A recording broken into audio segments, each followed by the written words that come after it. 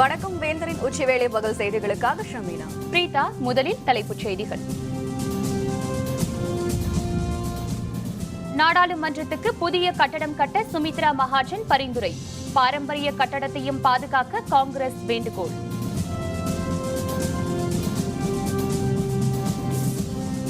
Cricket சங்க முறைகேடுகளை மூடி மறைக்க முயற்சி. கீர்த்தி ஆசாத் மீண்டும் குற்றச்சாட்டு.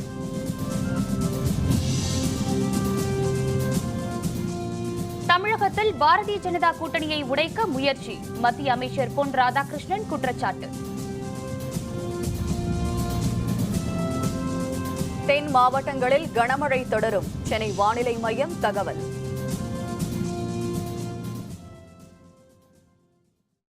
நாடாளுமன்றத்துக்கு புதிய கட்டடம் கட்டப்பட வேண்டும் என்று மக்களவைத் தலைவர் சுமித்ரா மகாஜன் பரிந்துரைத்துள்ள நிலையில் பாரம்பரியமிக்க நாடாளுமன்ற கட்டடத்தை உள்ளவாறே பாதுகாக்கப்பட வேண்டும் என காங்கிரஸ் வலியுறுத்தியுள்ளது.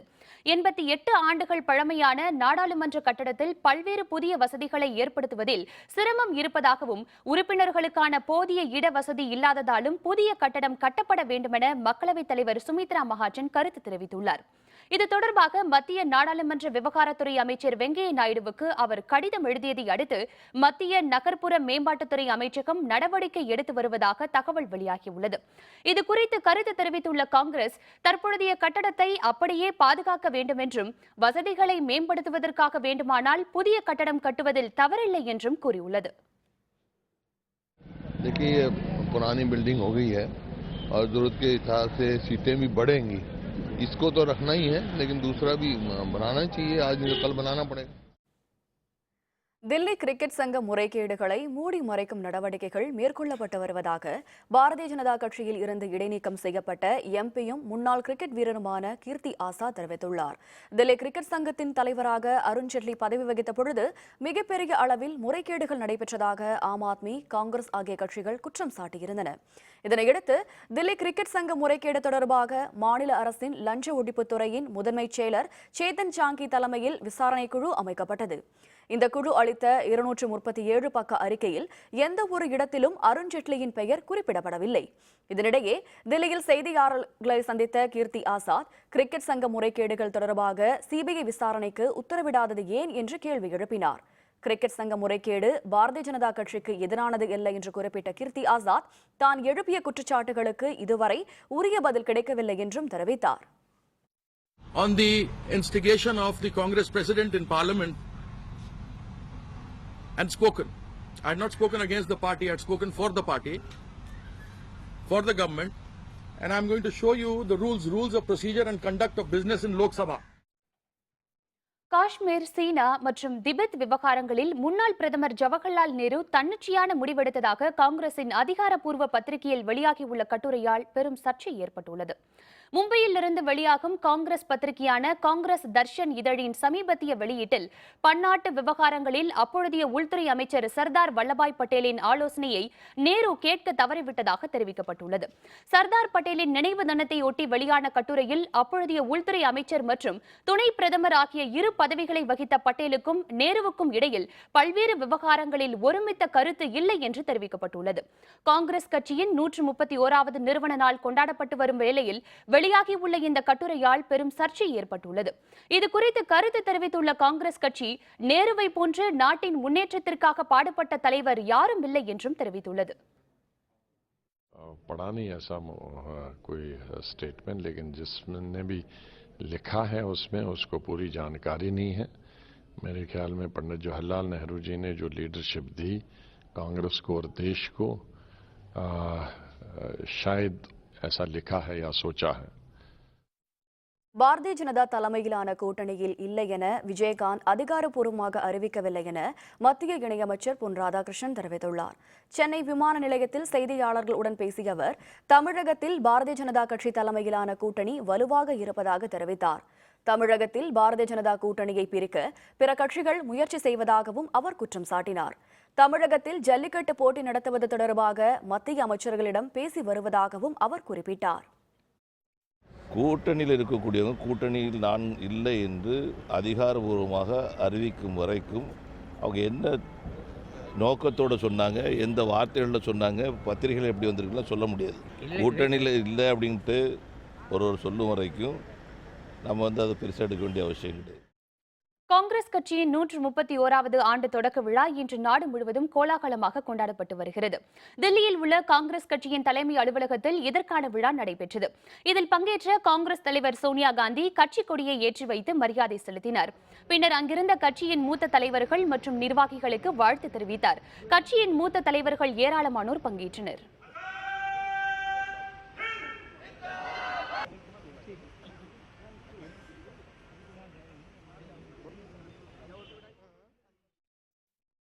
தமிழகத்தில் ஆட்சி மாற்றத்தை கொண்டுவர அனைத்து தரப்பினரும் ஒற்றுமையாக குரல் கொடுத்து வருவதாக தமிழக காங்கிரஸ் கட்சி தலைவர் EVKS இளங்கோவன் தெரிவித்துள்ளார்.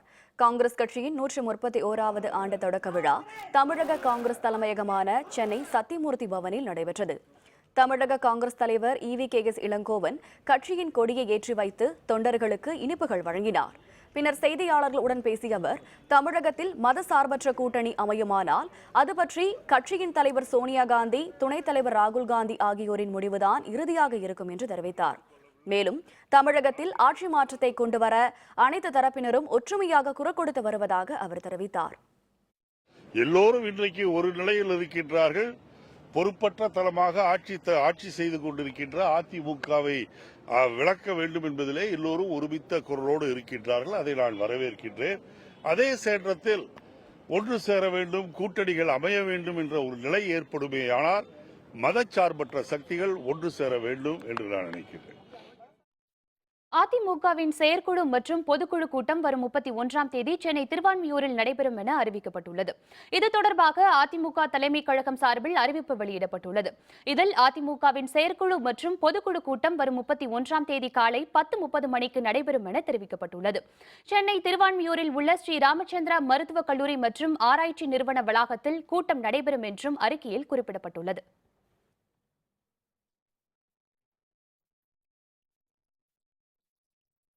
தென்மேற்கு வங்கக்கடலில் நிலை கொண்டுள்ள காற்றழுத்த தாழ்வு நிலை காரணமாக தூத்துக்குடி மற்றும் ராமநாதபுரம் மாவட்டங்களில் கனமழை பெய்யும் என வானிலை ஆய்வு மையம் தெரிவித்துள்ளது. மத்திய வங்கக்கடலில் நிலை கொண்டிருந்த காற்றழுத்த தாழ்வு நிலை மேற்கு நோக்கி நகர்ந்து தென்மேற்கு வங்கக்கடலில் நிலை கொண்டிருப்பதாக வானிலை மையம் கூறியுள்ளது. இதனால் தென் கடலோர மாவட்டங்களில் பரவலாக நல்ல மழை பெய்யும் என்றும் தெரிவித்துள்ளது. வங்கக்கடலில் ஏற்பட்டுள்ள குறைந்த காற்றழுத்த தாழ்வு மண்டலத்தால் ராமேஸ்வரம் மீனவர்கள் கடலுக்கு செல்லாததை அடுத்து 2000க்கும் அதிகமான விசைப்படகுகள் கரையிலேயே நிறுத்தி வைக்கப்பட்டுள்ளன. மத்திய வங்கக்கடலில் உருவாகியுள்ள குறைந்த காற்றழுத்த தாழ்வு மண்டலத்தால் தென் மாவட்டங்களுக்கு மழை எச்சரிக்கை விடுக்கப்பட்டுள்ளது. இதைத் தொடர்ந்து ராமநாதபுரம் மாவட்டத்தின் பல்வேறு பகுதிகளில் நேற்று முதல் தொடர் கனமழை பெய்து வருகிறது. இதனால் கடல் சீற்றத்துடன் காணப்படுவதால் ராமேஸ்வரம் மீனவர்கள் கடலுக்கு மீன்பிடிக்க செல்லவில்லை. இதுபோன்ற இயற்கை சீற்றங்கள் ஏற்படும் போது படகுகளை பாதுகாக்க தூண்டில் வளைவு துறைமுகம் அமைத்து தர வேண்டும் என ராமேஸ்வரம் மீனவர்கள் கோரிக்கை விடுத்துள்ளனர். இந்த புயலின் அழுத்தத்தில் படகுகள் ஒவ்வொரு முறையும் சேதமடைஞ்சு பலாயிரம் கோடி நஷ்டமாகிட்டு இருக்கு. மீனவனுடைய வாழ்வாதாரம் முக்கியமானது படகு தான். இனிமேல் இந்த அரசாங்கம் இந்த மீனவனை பாதுகாக்கிற இந்த வாழ்வாதாரம் படகை பாதுகாக்கிறதுக்கு ஒரு மிகப்பெரிய தூண்டில் வளையம் போட்டு ஒரு நல்ல ஒரு வசதி ஏற்படுத்தி கொடுக்கணும்னு நான் கேட்டுக்கிறேன். திருநெல்வேலி மாவட்டம் முழுவதும் பெய்து வரும் கனமழை காரணமாக மக்களின் இயல்பு வாழ்க்கை பாதிப்பு ஏற்பட்டுள்ளது. திருநெல்வேலி மாவட்டத்தில் 50 நாட்களுக்கு மேலாக வடகிழக்கு பருவமழை பெய்து வந்த நிலையில் கடந்த 10 நாட்களாக மழையில்லாமல் இருந்து வந்தது. இதனிடையே புதியதாக ஏற்பட்டுள்ள காற்றழுத்த தாழ்வு நிலை காரணமாக மாவட்டத்தின் பல்வேறு இடங்களில் நேற்று இரவு முதல் விடிய தொடர்ந்து நல்ல மழை பெய்து வருகிறது. இதனால் பாபநாசம், மணிமுத்தாறு, பாளையங்கோட்டை உள்ளிட்ட அனைத்து அணைகளும் நிரம்பி வருகின்றன. மேலும் மணிமுத்தாறு நதியில் வெள்ளப்பெருக்கு ஏற்பட்டுள்ளதால் சுற்றுலா பயணிகள் குளிக்க தடை விதிக்கப்பட்டுள்ளது. தற்பொழுது பிசான சாகுபடியை விவசாயிகள் தொடங்கியிருக்கும் நிலையில் தற்பொழுது பெய்து வரும் மழை காரணமாக விவசாய பணிகளும் பாதிப்படைந்துள்ளது. கடந்த ஒரு மாசமா திருநெல்வேலி மட்டும் நல்ல மழை பெஞ்சிட்டு இருந்து, இப்போ கடந்த ஒரு வாரமாக மழை விரைச்சிருந்து மறுபடியும் மழை நேற்று நைட்லேருந்து மழை பெய்யுது. தண்ணி போக்குறதுக்கு கஷ்டமா இருக்கு.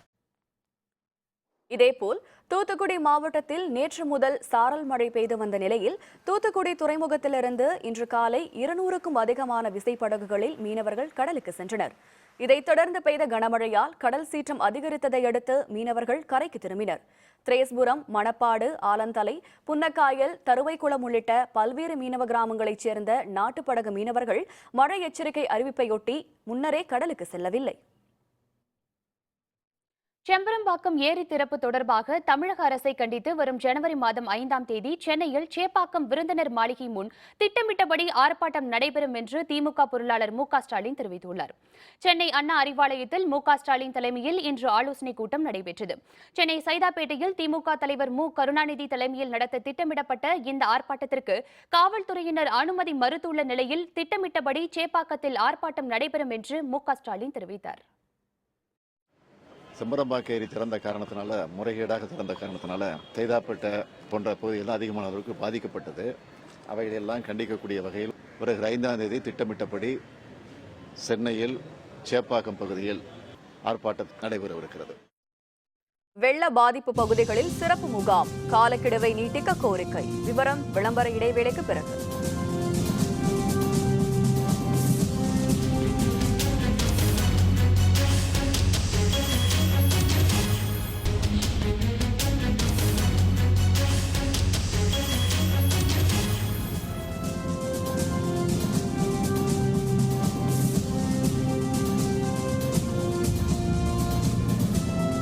செய்திகள் தொடர்கின்றன.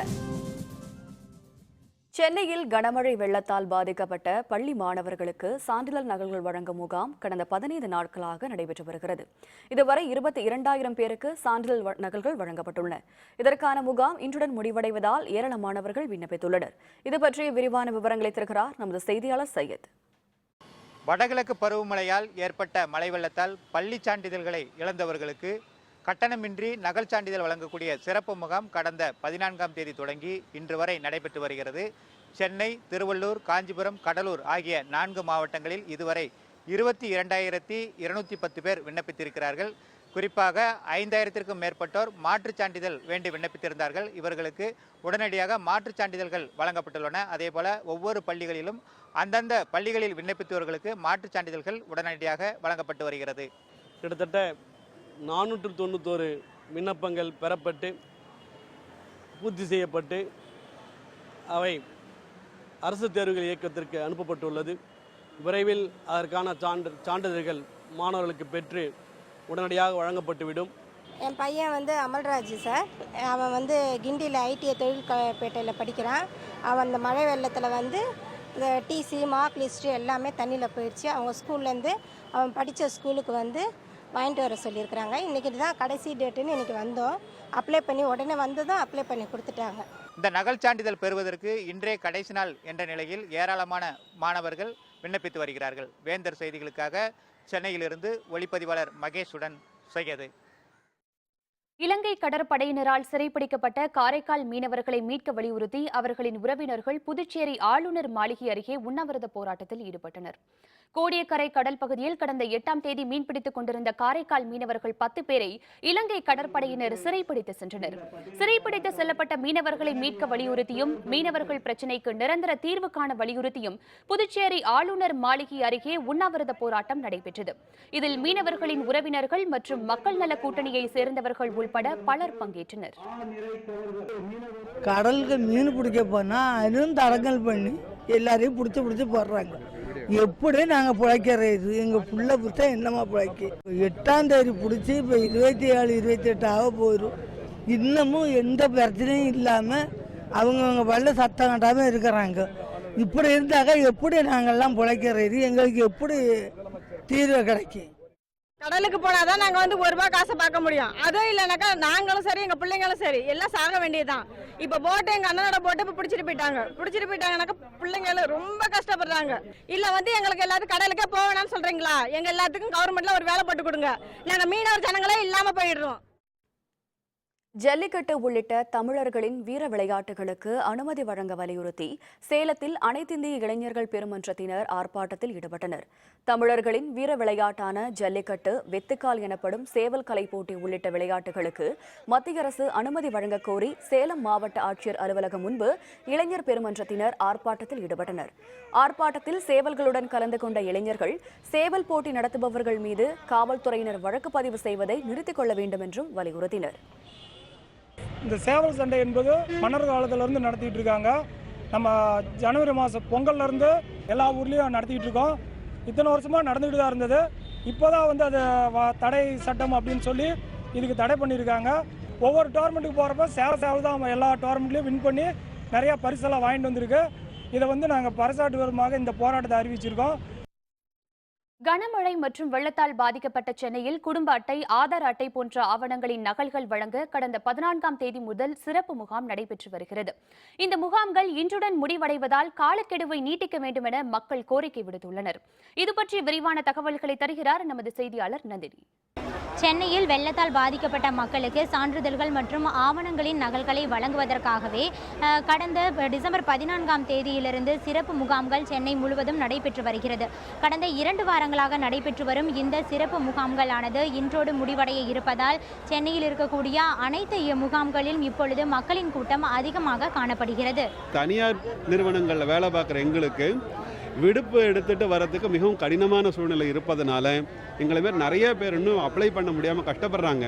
அவர்களுக்காக அரசு தயவு செய்து கால அவகாசம் நீட்டித்து தருமாறு தாழ்மையுடன் கேட்டுக்கொள்கிறேன்.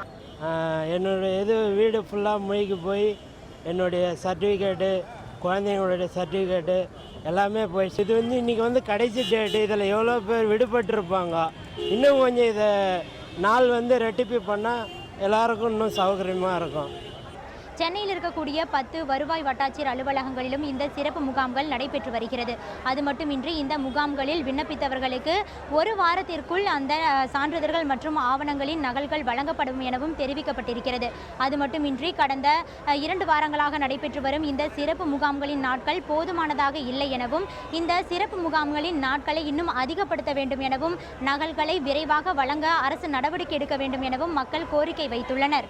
வேந்தர் செய்திகளுக்காக ஒளிப்பதிவாளர் இன்பாவுடன் KK நகரிலிருந்து நந்தினி.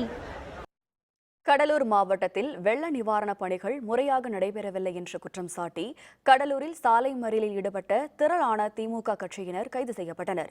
கடலூர் நகர திமுக சார்பில் கடலூர் சிதம்பரம் தேசிய நெடுஞ்சாலையில் நடைபெற்ற சாலை மறியல் போராட்டத்திற்கு கட்சியின் மாநில இளைஞரணி செயலர் இளப்புகழேந்தி தலைமை வகித்தார். மாவட்டத்தில் வெள்ள நிவாரணப் பணிகளை மேற்கொள்ள அரசு ஒதுக்கிய தொகை முறையாக செலவிடப்படவில்லை என்று குற்றம் சாட்டிய அவர்கள் உரிய நடவடிக்கை எடுக்க கோரிக்கை விடுத்தனர்.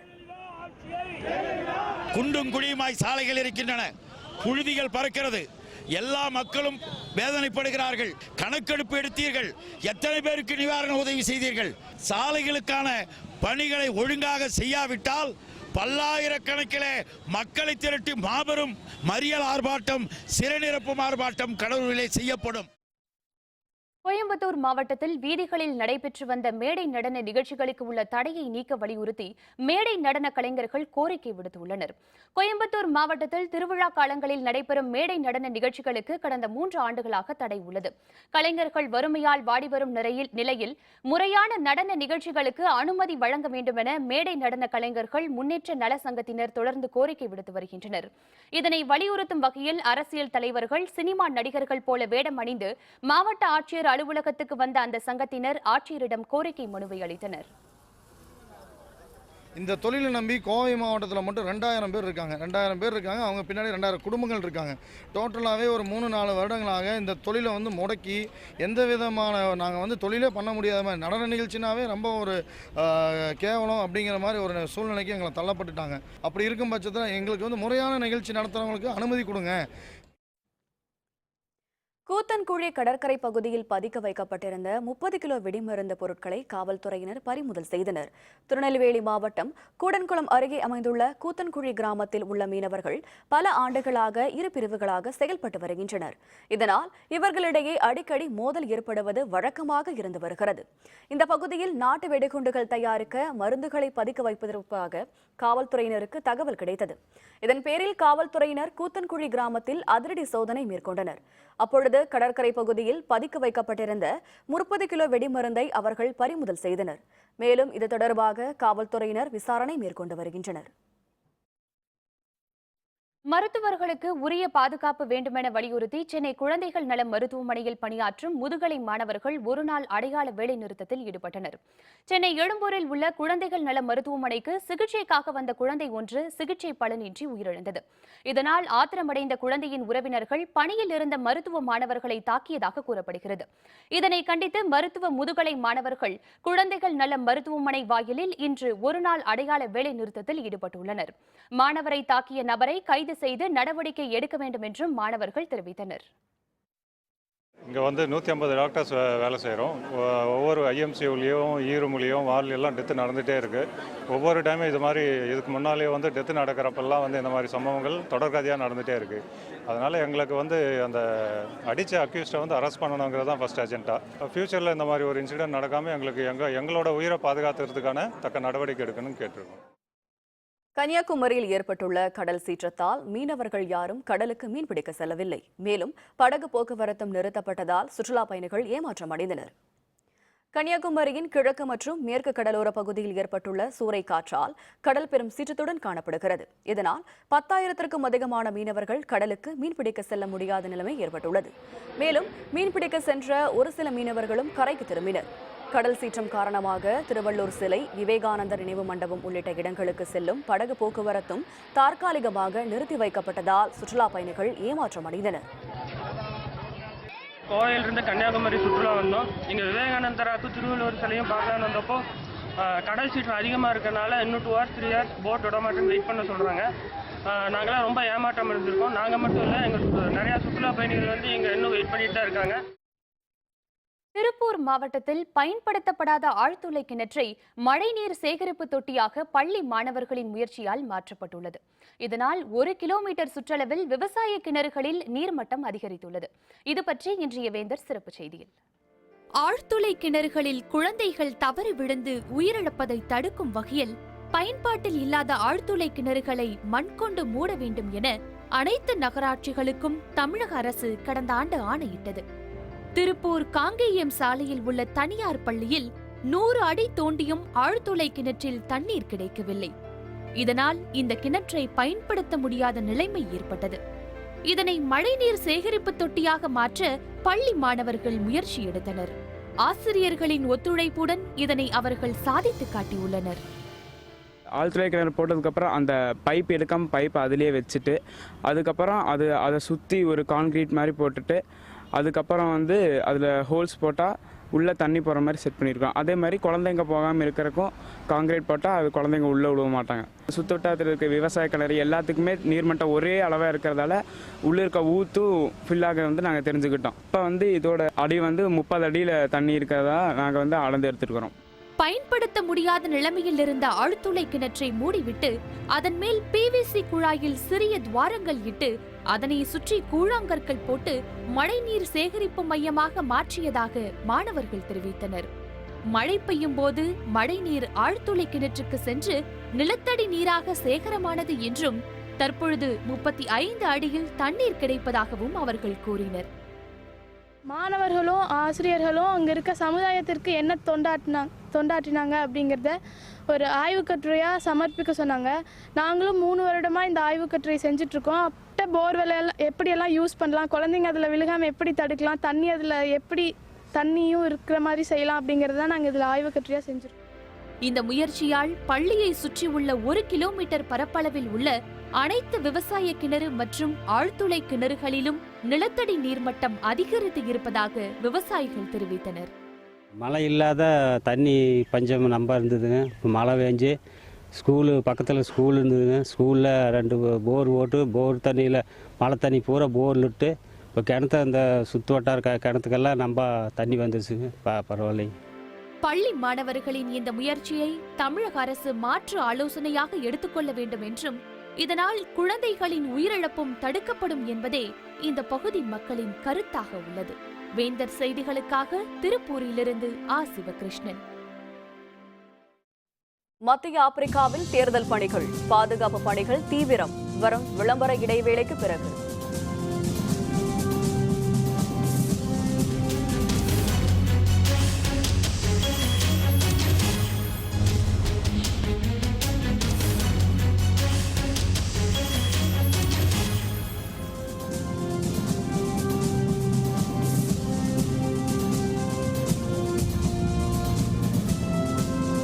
செய்திகள் தொடர்கின்றன. இனி அயலக செய்திகள்.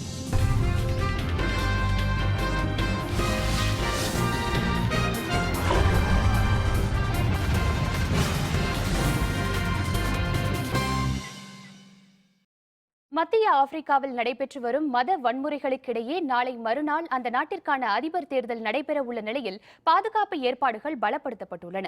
மத்திய ஆப்பிரிக்காவில் கடந்த 2013ஆம் ஆண்டுக்கு பிறகு இஸ்லாமியர்கள் மற்றும் கிறிஸ்தவ இன மக்களுக்கு இடையே ஆட்சியை கைப்பற்றுவது தொடர்பாக தொடர் மோதல் நடைபெற்று வருகிறது. இதனால் நாட்டில் அவ்வப்பொழுது வன்முறைகள் நிகழ்ந்து வரும் நிலையில் பொது தேர்தலை நடத்த பல்வேறு தரப்பினரும் கோரிக்கை விடுத்து வந்தனர். இதனையடுத்து நாட்டில் அமைதியை நிலைநாட்டும் முயற்சியாக உலக நாடுகளின் உதவியுடன் நாளை மறுநாள் அதிபர் மற்றும் நாடாளுமன்றத்திற்கான தேர்தல் நடைபெற உள்ளது. இந்த நிலையில் தலைநகர் பான்கி உள்பட நாட்டின் பல பகுதிகளில் வன்முறைகள் நிகழ்ந்து வருவதால் அமெரிக்க ராணுவ வீரர்கள் பாதுகாப்பு பணியில் ஈடுபடுத்தப்பட்டுள்ளனர். காணாமல் போன மாணவர்களை கண்டுபிடிக்க வலியுறுத்தி மெக்சிகோவில் நடைபெற்ற ஆர்ப்பாட்டத்தில் ஆயிரக்கணக்கானோர் பங்கேற்றனர். மெக்சிகோவில் கடந்த சில ஆண்டுகளாக 25,700 பேர் காணாமல் போயிருப்பதாக பன்னாட்டு மனித உரிமை அமைப்பு தெரிவித்துள்ளது. இது தவிர 2007ஆம் ஆண்டு அங்கு நடைபெற்ற கலவரத்தில் 1,00,000 பேர் பலியானதாகவும் கூறியுள்ளது. மேலும் கடந்த ஆண்டு காணாமல் போன 43 மாணவர்களின் நிலைமை பற்றி இதுவரை எதுவும் தெரியவில்லை. அவர்களை கண்டுபிடிக்க வலியுறுத்தி பல்வேறு கட்ட போராட்டங்கள் நடைபெற்று வருகின்றன. இந்த கோரிக்கையை வலியுறுத்தி மெக்சிகோ நகரத்தில் நடைபெற்ற போராட்டத்தில் காணாமல் போன மாணவர்களின் பெற்றோர்கள் கலந்து கொண்டனர். கைகளில் காணாமல் போன மாணவர்களின் புகைப்படங்களை ஏந்தியவாறு அவர்களை கண்டுபிடிக்க வலியுறுத்தி முழக்கமிட்டனர்.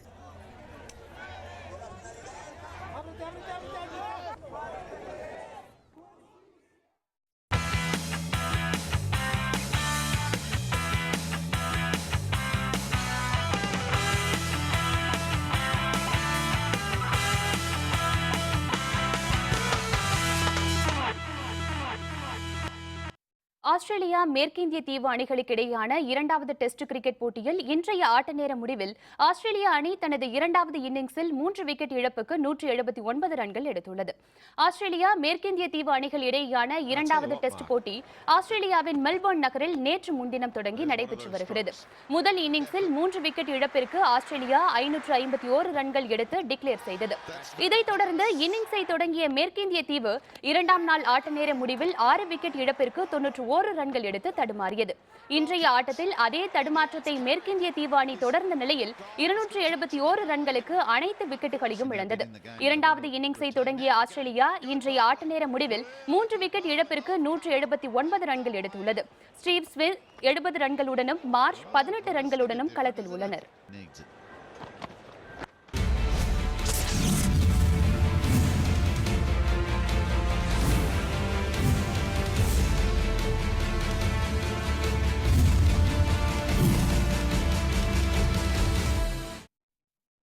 ஆபரண தங்கத்தின் விலை இன்று சவரனுக்கு 40 ரூபாய் குறைந்துள்ளது.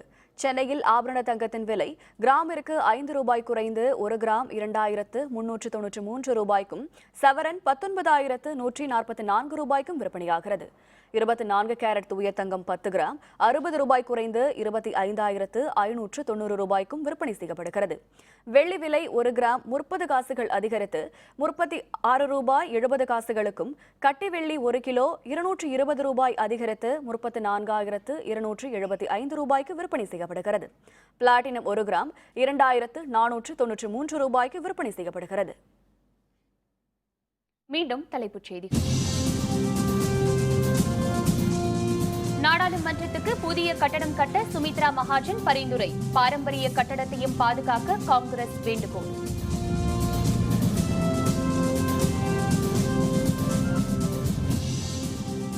கிரிக்கெட் சங்க முறைகேடுகளை மூடி மறைக்க முயற்சி. கீர்த்தி ஆசாத் மீண்டும் குற்றச்சாட்டு.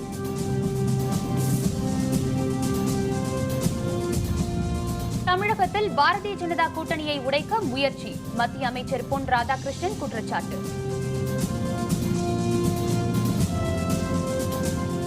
தென் மாவட்டங்களில் கனமழை தொடரும். சென்னை வானிலை மையம் தகவல்.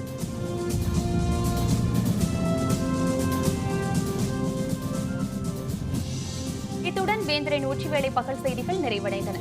மீண்டும் மாலை 6 மணிக்கு வேந்தரின் அந்திமாலை குறுஞ்செய்திகளில் சந்திப்போம். வணக்கம்.